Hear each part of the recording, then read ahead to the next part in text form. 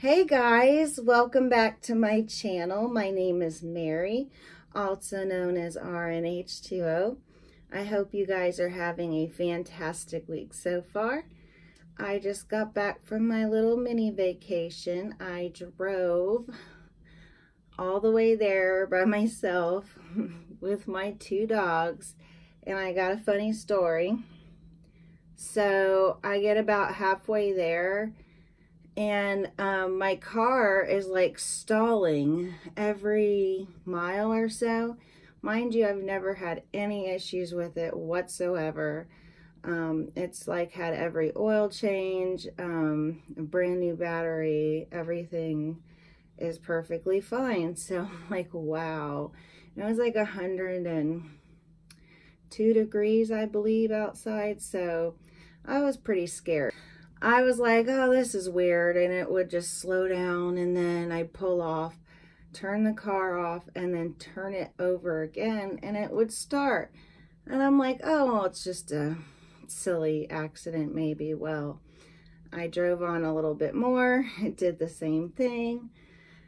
Now I'm starting to really worry. So I get off at the next exit, and I go to an oil change place, and this is like the day before the 4th of July, so I was a little worried. And so they checked out my car, and they're like, ma'am, we don't know what to do. You might want to take it to a Ford dealership. I'm like, oh my God.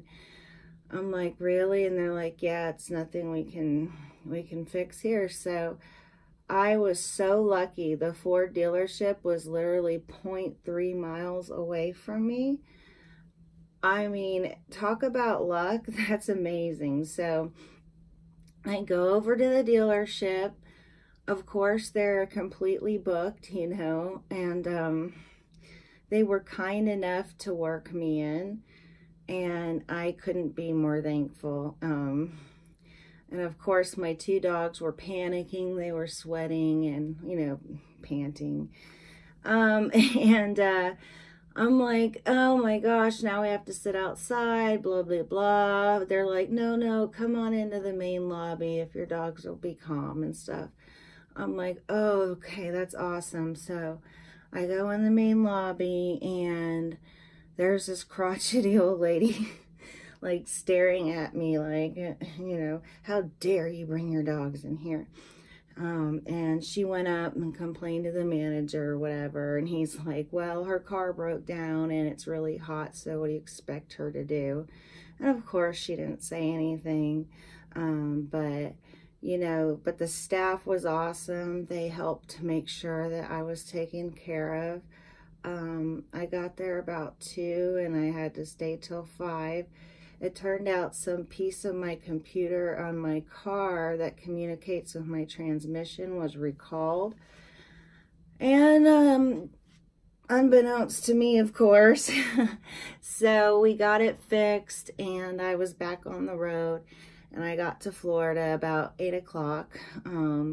What should have been like a 6-hour drive turned into like a 9 or 10-hour drive, but that's cool.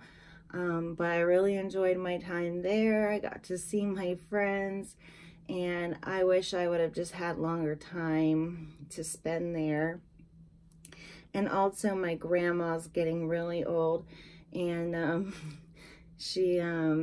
so I kept feeling really guilty that I was leaving my dogs with her. So like I'd go out for 4 hours, come home, check on her. I took her to the grocery store. I took her out to lunch, and it was a juggle between my friends and my grandma, but I do things like that for people that I care about. So it was a very busy couple of days, but hopefully next time I'll have some assistance and I'll be able to do more things. And it was also rainy the whole time, so we didn't go to the beach or anything like that. But I had an awesome time.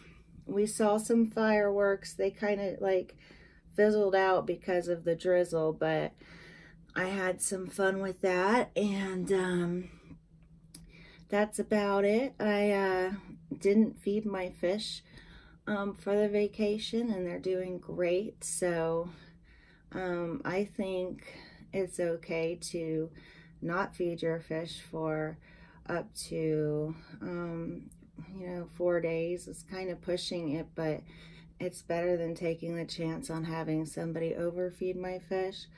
Had it been a longer trip, I would have had my neighbors help me like they usually do, but I just didn't want to deal with the struggle with that. So anyway, it's my first week back again in school, so I'm gonna be super busy again, but I got a break and I really loved it. And I'm just gonna show you guys some footage of my happy little Betta, and I hope you guys enjoyed your 4th of July and have a fantastic week, and I'll catch you guys next time.